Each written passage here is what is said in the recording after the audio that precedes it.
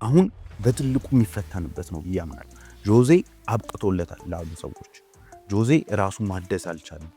ጆዜ በአመታት መካከል አልቆየለም። በቀይ ካርድ የተንበሸበሸው የትናንትናው የዓለም ዋንጫ መክፈቻ ጨዋታ በደቡብ አፍሪካ ሽንፈት ተጀምሯል። እንግዲህ ጆዜም ወደ ቤቱ ተመልሷል። እነዚህና ሌሎች ጉዳዮችን እያነሳን በሪትም ስፖርታችን እንዳስሳለን። ሪትም ስፖርት ተጀምሯል። እዮብ ተሰማና እኔ ሀና ምንዳውን ከተለያዩ ስፖርታዊ ጉዳዮች ጋር አብረናችሁ እንቆያለን።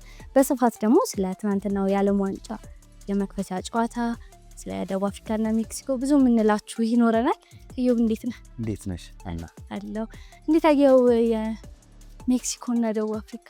አዎ እንግዲህ በተለያዩ ነገሮች ነው አይደል የጀመረው። በተለይ ትልቁ የምናወራበት ሀሳብ ሊሆን የሚችለው ቀይ ካርዱ ግን ያው እኛ ዳኝነቱ ላይ ያን ያህል ከምንሄድበት በጨዋታው ላይ የታዩትን ነገሮች መዳሰስ አለብን ብዬ አስባለሁ።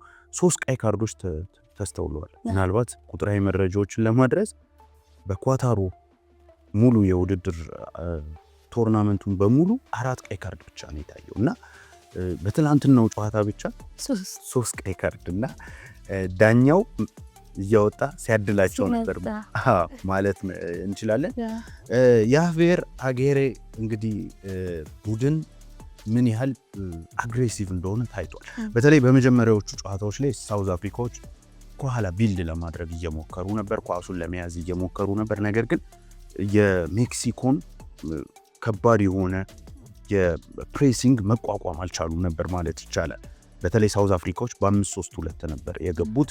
ኮምፓክት ሆኖ ከኳስ ውጪ ለመከላከል ሞክረዋል። ነገር ግን ፕሮግረስ አያደርጉም ነበር ኳስ ሲይዙ። እንዲያውም እድለኛ ናቸው። ፈርስት ሃፍ ብቻ 4-5 ጎሎችን ሜክሲኮች ስተዋል ማለት ይቻላል። እነ ራውል ሂሜኔዝ በጣም የሚገርም እንቅስቃሴዎችን አድርገዋል ማለት ይቻላል። እዚህ የመጀመሪያ የዓለም ዋንጫ ጎሉና ያገባው ሂሜኔዝ የመጀመሪያውን ጎሉን ያስቆጠረው። ነገር ግን ለሜክሲኮ ባለሳሳት ከሃቪየር ሄርናንዴዝ ጋር ወይ ተጋርቷል ወይ ይበልጠዋል ይመስለኛል። እና በጨዋታው ላይ ግን በዋናነት አንድ ፓተርን ስመለከት ነበር። በተለይም ሄሱስ ጋራዶ የተባለው የግራ ፉልባክ እና ሁሊያን የመጀመሪያውን ጎል ያስቆጠረው ኪኞኔስ የተባለው ተጫዋች በጣም ጥሩ ፓተርኖች ነበሩት ማለት ይቻላል። ከግራ ፉልባክ ላይ በሚገባ ነበር ኦቨርላፕ እያደረገ ይሄ ኪኞኔስ ሊደርስበት የሚገባ ቦታ ላይ የግራ ክንፍ ቦታው ላይ ይገኛል። እዚህ ጋር ነው ኪኞኔስ ትላንትና በጣም ጥሩ እንቅስቃሴ ተመልክተሻል። ይሄ ጎሉን የመጀመሪያውን ጎል የሚያስቆጠረው ተጫዋች እና ከግራ ስለሚነሳ ለደቡብ አፍሪካዎች በጣም አስቸጋሪ ሆኗል። ይሄ ኢንቨርት እያደረገ ይገባባቸዋል።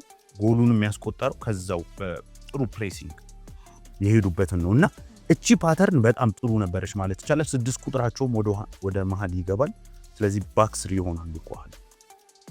እንደዚህ አይነት ፓተርኖች በሃቪየር አጌሬ ቡድን በኩል ስንመለከት ነበር።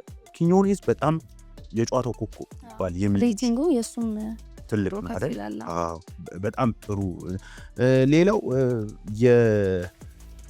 በተለይም የራውል ሂሜኔዝ የሆነ ኢሞሽኑን ተመልክተሻል ጎል ሲያስቆጠረና ይሄ የላቲን ሀገሮች በጣም ከሀገራቸው ጋር ያለውን አታችመንት በትክክል ያሳየንበት ነው። እኔ ቡሊያን በተለይም ራውል ሂሜኔዝን በፕሪሚየር ሊጉ ትላንት እያነሳ ነው።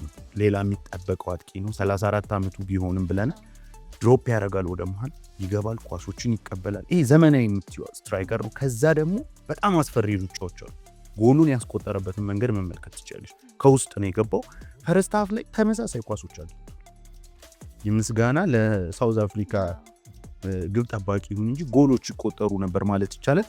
የቀይ ካርዱ ነገር ሌላው መነጋገሪያ፣ በተለይ እኔ ሳውዝ አፍሪካ ያገኘችው የቀይ ካርድ እንትን ላይ በሜክሲኮ ላይ የተሰጠው ሬድ ካርድ ትንሽ ማለት ዳይሬክሽኑን ጠብቋል የሚለው በሳውዝ አፍሪካ በኩል የተሰጡት ሁለቱ ምናልባት ሁለተኛው ቀይ ካርድ ትንሽ ግን እውነት ለመናገር አለመስጠት የተሻለ ያደርጉ ለቀይ ካርድ የቀረቡ ናቸው ማለት ይቻላል። እንዳልኩሽ ሳውዝ አፍሪካ ላይ ግን የተሰጠው ዳይሬክሽኑን ከማየት አንጻር ግልጽ የጎል ማግባት አጋጣሚ ነው ወይስ አይደለም የሚለው ትንሽ እሱ ያጠያይቃል። በጣም ጥሩ ጨዋታ ነበር ማለት ይቻላል። ቀጥሎ ቼክ ከኮሪያ እንግዲህ ተመልክተናል። ሌሊት ነበር 11 ሰዓት ላይ መነሳት ተጠበቅ ነበር። በጣም ቆንጆ አሸንፋለች፣ 2-1 አሸንፋለች። እንግዲህ እንዳለ የመሃል ሜዳ ተጫዋቾቻቸው በሊ ነው የሚጀምረው። የተለየው ሊ ነው ማለት አንችልም። የፔዥው ሊ በጣም ጥሩ እንቅስቃሴ አድርጓል። ሳን በጣም አሪፍ ነበር። የመጀመሪያው ጎላቸው የኮሪያዎች በጣም ድንቅ የሚባል ነበር። ሌላ ማንሳት የምንችለው ቼኮች የጁር ወራቸው የአርሰናልን ይመስል ነበር ማለት ነው። የቆመ ኳስ ላይ አጠቃቀማቸው 2 ጎሎች አስቆጥረው ነበር። ሹሼክ የዌስትሃም ጎል አስቆጥሮ ነበር፣ ግን የሱ ጎል ኦፍሳይድ ተብሎ ተሽሯል እንጂ በጣም ድንቅ እንቅስቃሴ ነበር። በተለይ ምናልባት የአርሰናልን የቆመ የሴት ፒስ አሰልጣኝ ተውሰዋል እንዴ ብዬ እስከማስብ ድረስ የኮሪያኖችን ቁመት በደንብ ኤክስፖዝ ያደረጉት ነበርና መጨረሻ ላይም ግብ ጠባቂው አድኖ ነው እንጂ በጣም ጥሩ ሙከራዎች በቼኮች በኩል ተመልክተናል። ከዛ ውጭ ግን የኮሪያዎች በባክ 5 ነበር። እነሱ እንግዲህ 2 ቡድኖች በባክ 5 ተመልክተናል። በባክ 5 ነበር የገቡት። በተቻለ መጠን ይሄ ወርክ ሬታቸው በጣም ጥሩ የሚባል ነበር። በዛ መልኩ እንግዲህ ኮሪያዎቹ ማሸነፍ ችለዋል ማለት ይቻላል። በጥሩ ሁኔታ በጥሩ ኢንቴንሲቲ የዓለም ዋንጫን በሚመጥን መልኩ ውድድሮቹ ተጀምረዋል ብዬ አስባለሁ። ደግሞ ወደ እየገፋ ሲሄድ በጣም ጥሩ ውድድር ነው። ወደ ሜክሲኮና ደቡብ አፍሪካ እንመለስና ስለ 17 ዓመቱ ሞራ እስቲ እንግዲህ ሞራ ትላንትና ባለሳሳት በዓለም ዋንጫ የተሰለፈው ወጣቱ ተጫዋች የሆነ ይመስለኛል። ይሄንን በእድሜ ትንሹ ተጫዋች ሳይሆን አይቀርም እና ደጋፊው ምን ያህል ድጋፍ እንደሰጠው ተመልክተሻል። በጣም ድጋፍ ሲሰጠው ነበር። ትላንት አንስተናል ካስታውስ ይሄን ተጫዋች ምናልባት እንጠብቀው ወደሚል ነገር ግን በአሰላለፍ ውስጥ አላስጀመሩት። ሞሮፍ ኮምፓክትነሱን ፈልገውት ሊሆን ይችላል፣ ከልምድም አንጻር ሊሆን ይችላል። በዚህ በዋናው ናሽናል ቲም ደረጃ ደግሞ ብዙ የተጫወተም ልጅ ስላልሆነ እሱን ማጠቀም አልቻሉም። ከዛ ውጭ ግን የሃቬር አጌሬ ቡድን በጣም ነው የተመቸኝ። እውነት ለመናገር ኳስ ሲይዝ ጥሩ ነው፣ ከኳስ ውጭ ኢምፕሬስ ሲያደርግ በጣም ጥሩ ነው እና በጥሩ መክፈቻ ጨዋታ ነው። ብዙ የግብ ዕድሎችንም መፍጠር ይችሉ ነበር። በጣም ጎሎች ማስቆጠር ይችሉ ነበር። በተለይ ወደ 41ኛው ደቂቃ ላይ በጣም ኮንበር የሚያስነሱ ሙከራዎች ነበር። ግብ ጠባቂ በጣም ጎበዝ ነው። የጨዋታው ኮከብ ልትዩ የምትችሉ 5-6 ጎሎች ከመቆጠር ያዳናቸው እሱ ማለት ይቻላል። እስቲ ስለ ጆዜ እናውራ። ስለ ጆዜ ከዛ በፊት ግን ዛሬ ጨዋታዎች ጨዋታዎች አሉ እንግዲህ ዛሬ የሚደረጉ ካናዳ ከቦርዚያ እንደ ሄርዞጎቪና ምሽት 4 ሰዓት ላይ የሚደረግ ጨዋታ ነው። ሌሎቹ እንግዲህ ሌሊት ነው የሚደረጉት። የማውሪሲዮ ፖቼቲኖ ቡድን ለማየት ከፈለግን ፓራጓይ ከዩኤስኤ እንግዲህ ሌሊት 10 ሰዓት መነሳት ሊጠበቅብን ነው ማለት ነው። ከዛ ውጪ ግን 4 ሰዓት ላይ ያለው ጨዋታ ኳታር ከስዊዘርላንድ እሱም በነገው ዕለት የሚጠበቅ ጨዋታ ነው ማለት ነው። እናያለን ግን ሌሊት ስለሆነ ሌሊት ሀገር ሰዓት ጋር በጣም ከባድ ነው። ዛሬ ግን እኔ እውነት ለመናገር የኮሪያን ጨዋታ በማየቴ በጣም ነው ደስ ያለው። በእውነት ማለት እንቅልፍሽን አጥተሽ እንትን ማትይለት አይነት ጨዋታ ነው። ያው እኛ ደግሞ ግዴታ ነው ጥሩ ጨዋታ በተቻለ መጠን ሁሉንም ጨዋታዎች እንግዲህ እየተመለከትን ለአድማጭ ተመልካቾቻችን የሚቀጥሉት ቀናት ዋናው የሚሆነው ርዕሳችን ዓለም ዋንጫ ነው። በተለይ ደግሞ በደንብ እስክንገባበት ድረስ ነው። ዛሬ እንዲሁም አቅደን የነበረው ስለ ክርስቲያኖ እና ስለ መሃል ሜዳው ጥምረት ነበር ትናንት እየተነጋገርን የነበረው። ግን ሌሊቱን ደግሞ ጆዜ ሞሪኖ ወደ ሪያል ማድሪድ ወደ ቤቱ ከ13 ዓመት በኋላ ተመልሷል። ስለዚህ ጉዳይ ምንድነው ቢሃይንድ ደስ የሚለውን አንድ ጥሩ አርቲክል በአትሌቲክ ጸሐፊው ጋር አግኝተን ነበር። ሌሊቱን እሱን ለማየት ሞክሬ ነበር። ስለዚህ እሱንም እንመለከታለን። ምንድነው ለምንስ ተመረጡ የሚለውን መመልከት ያለብን ይመስለኛል። የት ታስታውሻለሽ ጆዜ? ምናልባት ሲያሰለጥን በቼልሲ ሁለቴ ነው እንግዲህ በቼልሲ ቤት የመጣው።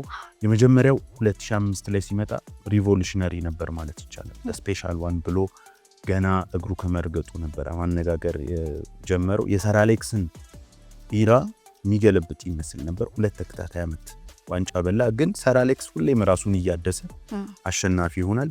ተሰናበተ፣ ተመልሶ መጥቶ ይሄኛው ዋንጫ ግን ለኔ ይለይብኛል ከዛኛውም በላይ በጣም በሲስተም አሪፍ የነበረ ቡድን እነ ሴስ ፋብሪጋዝን የጨመረ ስታይል የነበረው ቡድን ነው ሁለተኛው ቡድንና ቆንጆ አድርጎ ዋንጫውን ማንሳት ችሏል። እንግዲህ ብዙ ቦታዎች ረግጦ ጆዜ በቃ በኤሊት ሌቭል አበቃለት ወይ ተብሎ ሲጠበቅ ነበር። ሪያል ማድሪድም ባለፉት 2 ዓመታት ቻምፒየንስ ሊግ አላነሳም። ከዛም ባለፈ ደግሞ በላሊጋውም ይሄ ነው የሚባል እንቅስቃሴ የለም።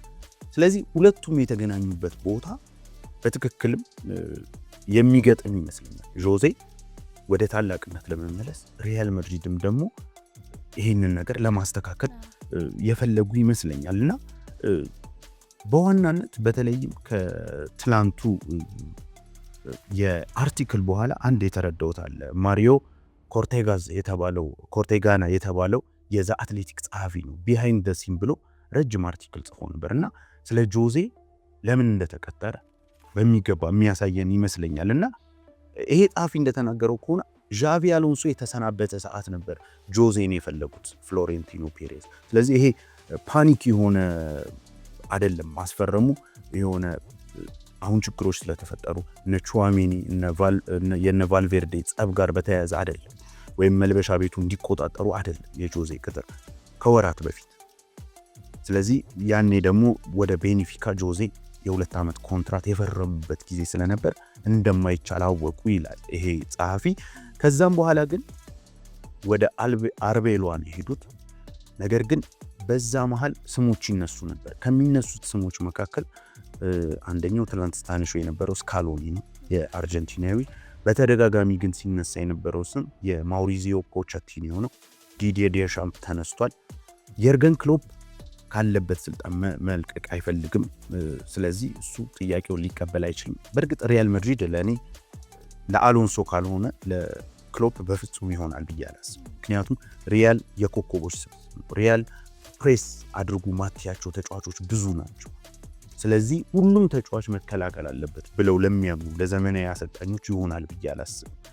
ከዛ አንጻር ጆዜን እንግዲህ ወደ ኋላ ላይ እንትን እያለ መጣ። ጆዜ በጥሩ ነው የሚታወሱት ይላል ጸሐፊው።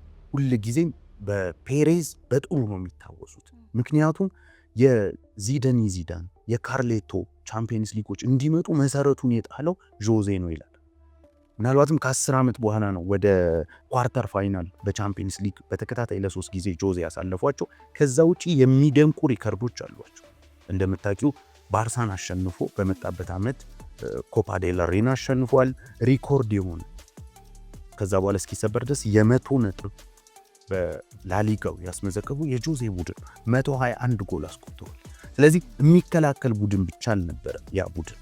የነ አንጌል ዲ ማሪያ የነ ሚሱት ኦዚል የነ ክርስቲያኖ ታስታውሻለሽ እና በጣም ድንቅ የነበረ ቡድን ነው።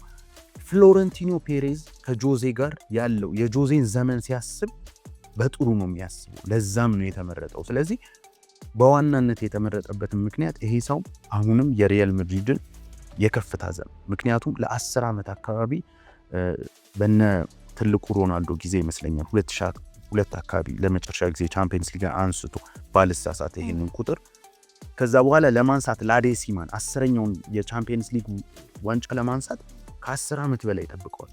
ነገር ግን ዋናው ስራ የተጀመረው በጆዜ ነው ብሎ ያምናል። ከዛም በኋላ እንግዲህ ከኤጀንታቸው ጋር ማውራት ጀመሩ። ጆዜ የሚጠይቁት ዋናው ነገር 5ቱም ከሳቸው ጋር የሚሰሩት የአሰልጣኝ አባላታቸው እንዲመጡ ነው።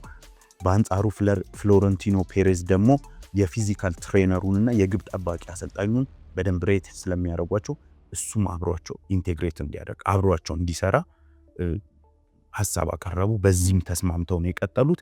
ጆዜ ዲማንዶች ነበሯቸው። አንድ የቀኝ ፉልባክ፣ አንድ ጉልበት ያለው ሴንተር ባክ፣ አንድ የግራ ፉልባክ ከካራሬስ ጋር እንዴት ነው የሚፎካከር፣ መሀል ሜዳ ላይ ደግሞ ጥሩ ክሬቲቭ ሚድፊልደር እንደሚፈልጉ ተናግረዋል። እንግዲህ ከተናገሩበት በኋላ ሪያል ማድሪድ ስንቱን አስፈርሟል። ትናንት የሰማሽው ቅድም ስናነሳ ነበር በርናንዶ ሲልቫ መሀል ሜዳው ላይ እንግዲህ ክሬቲቭ የሚባለው አይዲያል የሚባለው ወይም ደግሞ በዋናነት ታርጌታቸው ቪቲኒያና ለሪያል ማድሪድ የሚጠኑት ጃኦ ኔቬዝ ነበሩ።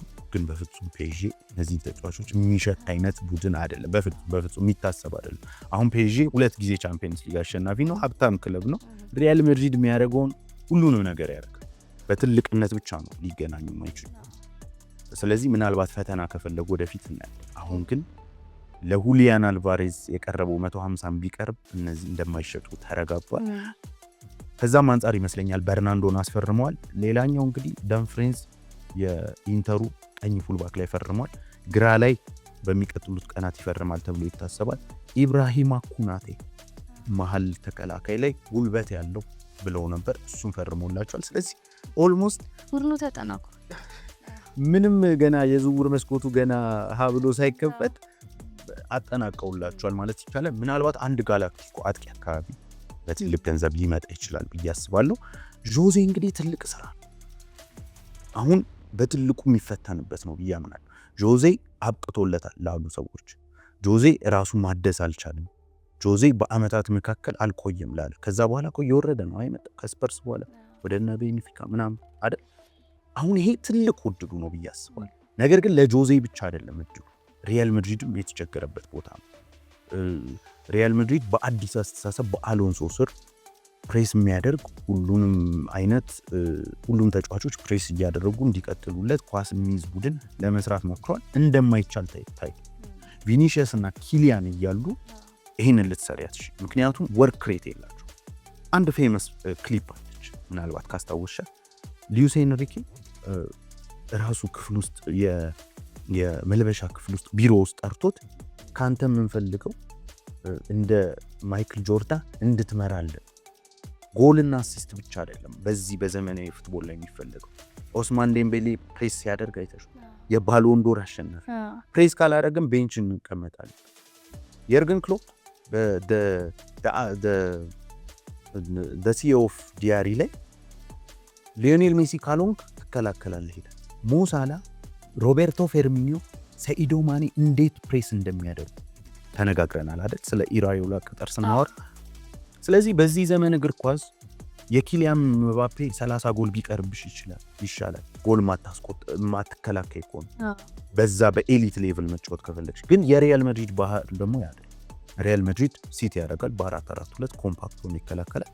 ከዛ ሞመንቶችን የሚጠብቅ ቡድን ነው። ከዛ የሳንቲያጎ ቤርናቦ ማጂኮችን የሚጠብቅ ቡድን ነው በአብዛኛው እና ከዚህ አንጻር ጆዜ ትክክለኛ ፊት ናቸው ለዚህ ስኳድ ማለት ይቻላል። አለመነካካት የካውንተር ቲም ነው ሊሰሩ የሚችሉት፣ ግን ራሳቸውን በእንዴት ነው የሚለውን የሚገመገምበት ይመስለኛል። እንግዲህ እውነት ለመናገር ደስ ብሎኛል በእኔ በኩል ጆዜ በቃ ያስፈልጋሉ እግር ኳሱ ላይ ታዩ። አንዳንዴ መከላከል ያበዛሉ ልትይ ትችላለሽ። አሁን ሁሉ ሆነ ፕራግማቲስት ያስፈልጋል፣ ግን ለሚዲያው ራሱ ያስፈልጋል። መርጬ ከምሰማቸው ፖስትና ፕሪማች ኢንተርቪዎች አንዱ የጆዜ ነው እና ወደ ትልቁ ቤት በመምጣታችሁ በበኩሌ በጣም ወደ ቤታቸውን የተመለሰው እጅግ እኔም ደስ ብሎኛል። እና እስቲ ሪያል ማድሪድን ደግሞ እናያለን በቀጣይ ቀናትም ዴቨሎፒንግ ስቶሪ ስለሆነ የምናነሳቸው ነገሮች ይኖራሉ። ስለ ኤሊት አንደርሰን ዝውውር እና ማንቸስተር ሲቲ እንግዲህ 121 ሚሊዮን ፉል ፓኬጅ አልበቃውም። የኖቲንጋም ባለስልጣናት ጠየቀ ነው በጣም እንግዲህ ማንቸስተር ዩናይትድ ደግሞ ከድርድሩ ወጥቻለሁ አይነት ነገር በጋዜጠኞች በተለያዩ ሪፖርት በሚሰጡ ሰዎች እየተመለከተ ነው። እስቲ ከማንቸስተር ዩናይትድ እንነሳ። አይ ቲንክ ዩናይትድ ትራውማታይዝ የሆነ ይመስለኛል ባለፉት ዓመታት ምናልባትም ይሄ ራሱ በሰራቸው ብዙ የዝውውር ስህተቶች አሁን ላይ ደፈር ለማለት የፈራ ይመስላል። ሁለት መንገድ በዩናይትድ ደጋፊዎች በዩናይትድ ጸሐፊዎች በኩል ይነሳ። የመጀመሪያው የራይስ አይነት ይሄ ዝውውር ያስፈልጋል። አንድ ማወቅ አለብን ነገር በእኔ ግምገማ አርሰናል ከሲቲ ጋር እንዲፎካከር አርሰናል አንድ ደረጃ ከፍ ያደረገው ዴክላን ራይስ ነው ብዬ ነው ማለት። እንዲሁም ለዌስትሃም 20 ሚሊዮን ፓውንድ መጨመር አለባቸው።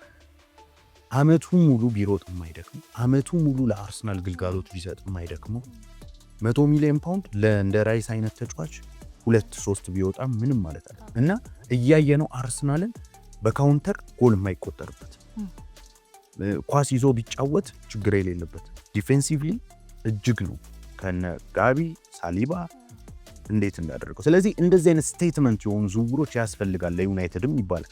ግን የኤሊየት አንደርሰን ደግሞ ተጋን እውነት ለመናገር 2 ዓመት ነው አይደል ያየነው በትልቅ ደረጃ 130 ሚሊዮን ፓውንድ ነው እየተጠየቀ ያለው። ዩናይትዶች አንቶኒ በ84 ሚሊዮን ፓውንድ ወይም በ100 ሚሊዮን ዩሮ አምጥተዋል። ከዛ በኋላ በ22 ሚሊዮን ፓውንድ ነው የሸጡት። ምናልባት ይሄ ድጋሚ ሲሸጡት የሆነ ነገር አስገብተዋል። አዶንስ አለ። ጀደን ሳንቾ በዩናይትድ ታሪክ በጣም ቀሽሙ ዝውውር ይመስላል። 74 ሚሊዮን ፓውንድ ወጥቶበት በነፃ ነው የለቀቀው። 350 ሺህ ፓውንዱን እያገኘ ምንም አይነት ግልጋሎት ያልተሰጠ ተጫዋች። የፖግባን ዝውውር እንዴት ነው የምንገመግም አላውቅም። ፖግባ ፍሎፕ አርጓል ለማለት እቸገራለሁ በግሌ፣ ምክንያቱም በጣም ጥሩ ተጫዋች ነው። ግን እንደዚህ አይነት ዝውውሮች ዋንጫ እንደማያመጡለት ግን የተገነዘበ ይመስለኛል። ለዚህም ነው ማንቸስተር ዩናይትዶች አሁን ትላንትና ከትላንት ወዲያም ብዙ ዜና ሲወጣ ነበር። በዚህ ክረምትም እንግዲህ በዚህ የክረምት የዝውውር መስኮት ለአድማጭ ተመልካቾቻችን ማሳወቅ የምንፈልገው ብዙ ስለ ዩናይትድ በቃ ምንም ማድረግ አንችልም፣ ሪቢውልድ ላይ ስላሉ ብዙ ዜናዎች ይወጣሉ። መነካካታችን የሚቀር አይደለም እና የዩናይትድ ደጋፊዎች በደም ስለሚሳተፉም ዝውውሩ ላይ ይሄንን የኢቢሲ ስፖርት ሰብስክራይብ ላይክ እያደረጉ በዚህ አጋጣሚ ማስታወስ ፈልጋለሁ። ዩቲዩቡን ይጠብቁን። ሌሎችም እነ አርሰናል፣ ስለ አርሰናል ለምሳሌ ዴቪድ ኦርንስቲ ምንድን ያለው ትልልቅ ዝውውሮች የተወሰኑ ቦታ ነው የሚያደርጉት ብሏል። ስለ ቡድን ግንባታው እናነሳለን። ከዛ ውጭ ግን ስለ ዩናይትድ ዝውውሮች በተከታታይ ማንሳታችን አይቀርም እና ከዚህ በኋላ ሊሆን የሚችለው ማቲያስ ፈርናንዴዝ እና አሌክስ ስኮት ላይ በሲሪየስ ማንቸስተር ዩናይትድ እየሰራ ነው ተብሏል። የእነሱም ዋጋ ግን የሚቀመስ አይደለም። አሁን የዝውውር እንትኑን እያጣ ነው ያለን ይመስለኛል በእኔ እምነት። አንድ ኖርማል ተጫዋች 50 ሚሊዮን ፓውንድ ነው የሚገመተው።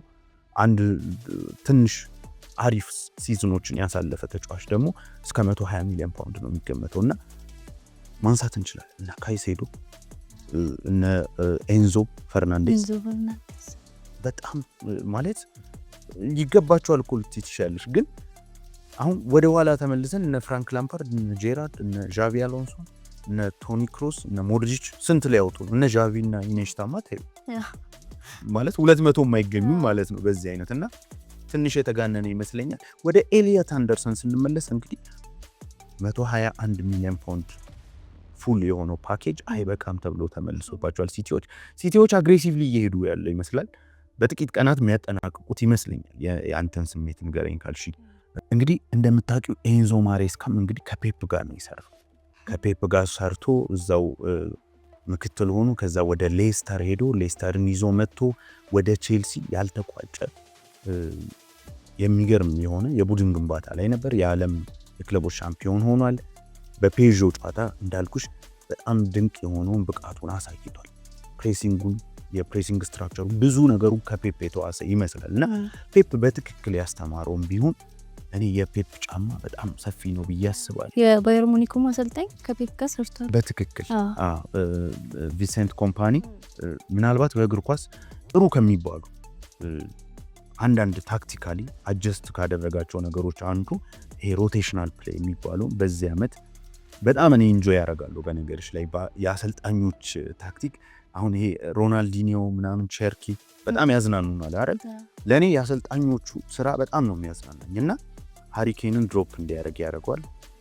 እንደነ ላይመር አይነት የግራ ፉል ባክን ሃሪኬን ቦታ እንዲገባ ያደርጋል። ኮንስታንት የሆነ ሮቴሽን አላቸው እና ይህንን ስመለከት ምን አይነት ሰው ነው ፔፕ ያሳደገው ወይ የሰጠን ነው የምለው እና ባየርኖችም በነገርሽ ላይ ቪንሴንት ኮምፓኒ ከወራጅ ቡድን ይዘውት የመጡት ከበርንሌ ጋር ወርዷል። ግን ምን ያህል ተጫዋች ሲኖርሽ ምን አይነት ቡድን እንደሚሰራ ተመልክተናል። ከፔዤ ጋር በነገራችን ላይ እኔ ሉቾ የተወሰነ በቃ ብልጠት ተጠቅሟል ብዬ አስባለሁ። በመጀመሪያው ጨዋታ ታስታውሻለሽ 4-5 ነው ያለቀው። ሁለቱም ከግር እስከ ራሳቸው ፕሬስ ሲደራረጉ ነበር። በጣም one of the best in the history of football ያተመለከተንበት ጨዋታ ነበር። በሁለተኛው ጨዋታ ላይ ግን ፕራግማቲስት ሆነ ሉቾ። ወይም ሉዊስ ኤንሪኬ እና ትንሽ በሎ ብሎክ ለመጫወት ሞከረ። እስከ መጨረሻው ድረስ የታገለ እና በባየርንም ገና ብዙ ስራ ይሰራል ብዬ ነው ማስበው። እሱም ከፔፕ እና ፔፕ ብዙ አሰልጣኞች ሰጥቶናል። በነገራችን በጣም ሚካኤል አርቴታን የሰጠን እሱ ነው እና ይህንን ጫማ እንዴት ነው የሚተካው የሚለው ለኤንዞ ማሬስካ ትልቅ ፈተና ነው። ግን ሀሳቦች እንዳሉት በተለይም ደግሞ መሀል ሜዳ ላይ አግሬሽን እንደሚፈልግ ተመልክተናል። ለምሳሌ ትልልቅ ቡድኖችን በቼልሲ ሲገጥም ካይሴዶ፣ ኤንዞ ማሬስካ ማነው ኤንዞ ፈርናንዴዝ እና ሬሲ ጀምስን ይጠቀም ነበር። እንደዚህ እያደረገ ነበር መሀሉን ዶሚኔት ማድረግ የሚፈልገው ፔዥን ሲገጥም እና የኤንዞ ማሬስካ ፊውቸር እንግዲህ በሲቲ የምናየው ነው የሚሆነው። ግን በቀላል ግንባታ አይደለም እየጀመሩለት ያለ። ኤሊየት አንደርሰን የሚባል ተጫዋች ሊያመጡለት ነው። ለማንቸስተር ዩናይትድ ደጋፊዎች አስቆጪ ነው በአንድ በኩል፣ ምክንያቱም ስቴትመንት የሆነ ፊርማ ያስፈልግሻል። ቅድም እንዳነሳሁልሽ እንደ ራይስ አይነት ፊርማዎች እና አንዳንዴ የሆነ ወደ ዋንጫ ሊያስጠጉሽ የሚችሉ ተጫዋቾች አሉ እና ኤሊየት አንደርሰን ደግሞ ለማንቸስተር ዩናይትድ በጣም አስፈላጊ ተጫዋች ይመስለኛል። ኤሊየት አንደርሰን ካልሆነ ቶናሊ ነው ብዬ ነው ማስበው። ሲቲ ይህን ተጫዋች ከወሰዱ ተመልከች፣ ሮድሪ ያለው ቡድን ነው፣ ቲጃኒ ራይንደርስ ያለው ቡድን ነው እና ኒኮ ኦራይሊ ዋናው ቦታቸው መሀል ሜዳ ነው። እነዚህ ሁላ ተጫዋቾች እያሉት ነው እንግዲህ አሁን ኤሊየት አንደርሰንን 105 ፕላስ 16 ሚሊዮን ፓውንድ 121 ሚሊዮን ፓውንድ ፓኬጅ ያቀረበው።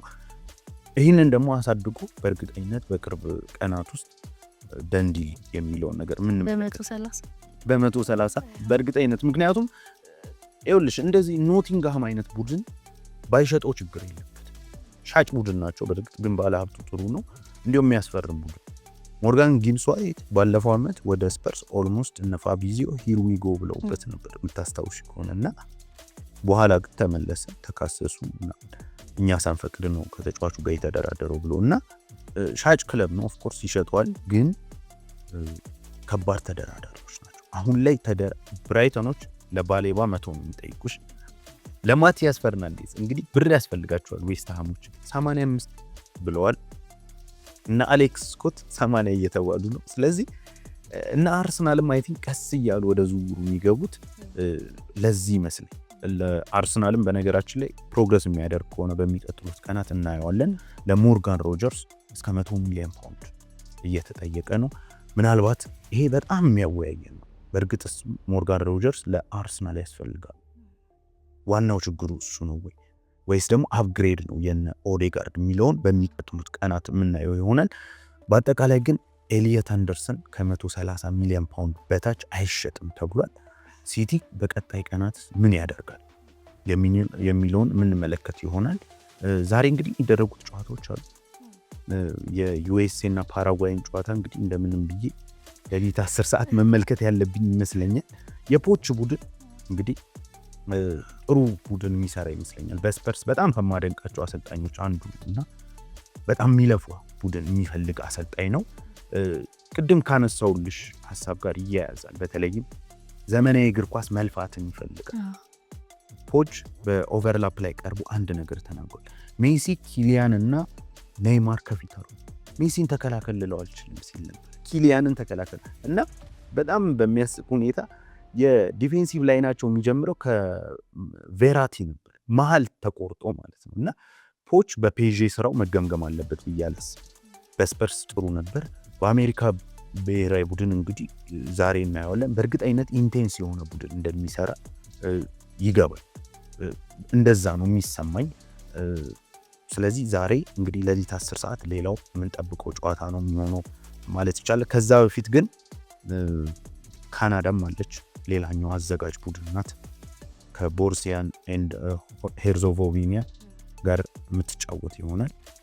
እሱንም እንግዲህ ለአድማጭ ተመልካቾች እንጋብዛለን። ነገ ግን አንድ ልዩ ዝግጅት አለ።